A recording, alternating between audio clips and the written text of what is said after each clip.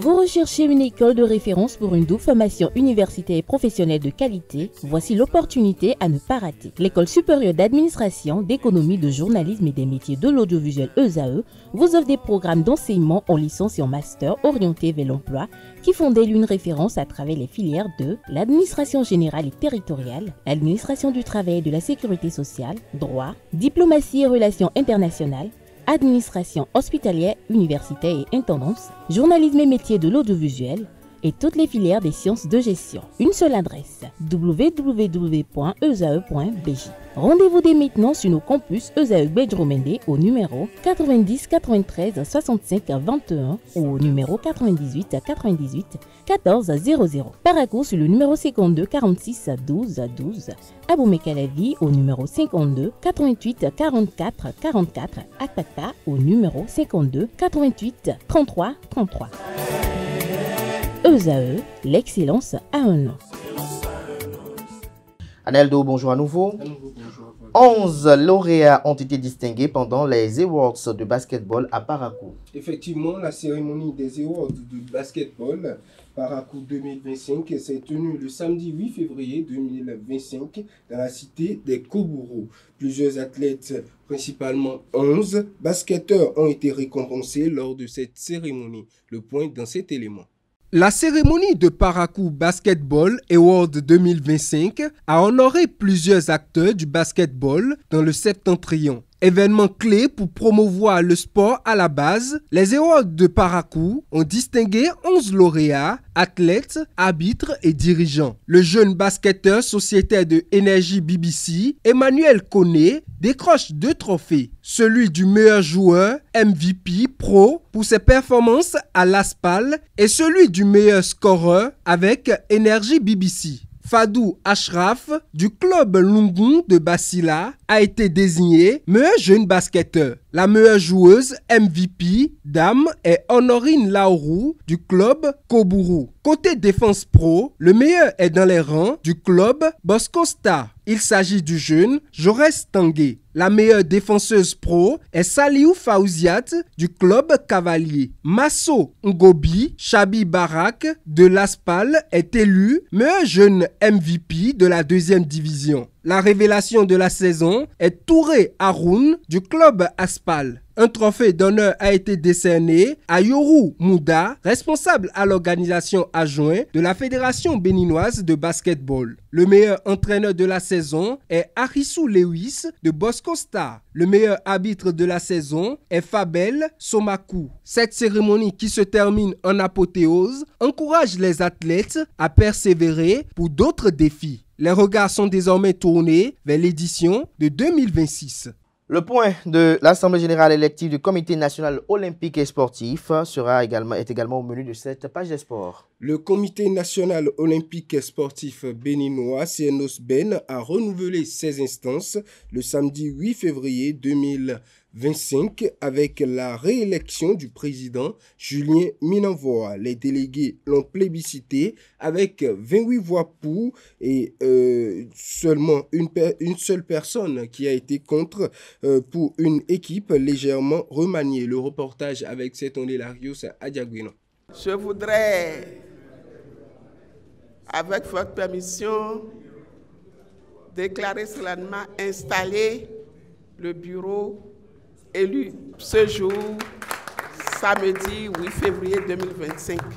Une nouvelle Olympiade pour Julien Minenvoa à la présidence du Comité national olympique et sportif béninois, CNOSBN. Les acteurs du mouvement sportif béninois lui ont renouvelé leur confiance pour un 4e mandat. Rien n'était gagné à l'avance. Rien n'était gagné à l'avance. Ensuite, la satisfaction est totale dans la mesure où j'ai été reconduit, d'accord, mais j'ai été surtout reconduit avec l'équipe de mon choix. L'équipe avec laquelle, les hommes et les femmes avec lesquels j'aurais bien voulu faire ce travail pendant le mandat qui s'ouvre. Au sein du nouvel exécutif, seuls Aurélien Routondi, au poste de vice-président, et Anissé Glito, en qualité de membre, font leur entrée. Léa Guillaume, quant à elle, passe de la vice-présidence à la trésorerie adjointe. Une équipe d'expérience qui va, pendant l'Olympiade 2025-2028, travailler à encourager davantage la bonne gestion des fédérations sportives. Le chantier le plus important pour le mandat actuel du Comité national olympique, c'est la bonne gouvernance. La bonne gouvernance, tant au niveau du Comité olympique lui-même d'abord, puis au niveau de toutes les fédérations membres.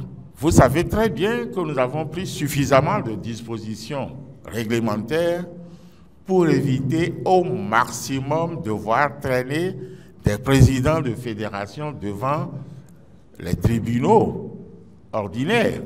De l'appui en équipement des fédérations à l'accompagnement des athlètes d'élite, le président Minavoa et son équipe vont poursuivre plusieurs autres chantiers. Le ministère des Sports loue le management du CNOSBN et espère compter sur sa clairvoyance pour le rayonnement du sport béninois sur la scène internationale. Je ne suis pas surpris que le Bénin se distingue par l'observance des règles et directives du Comité international olympique au regard des valeurs de rigueur, de démocratie et de bonne gouvernance que les dirigeants du CNOSBN ont toujours incarnées tout au long de ce mandat finissant.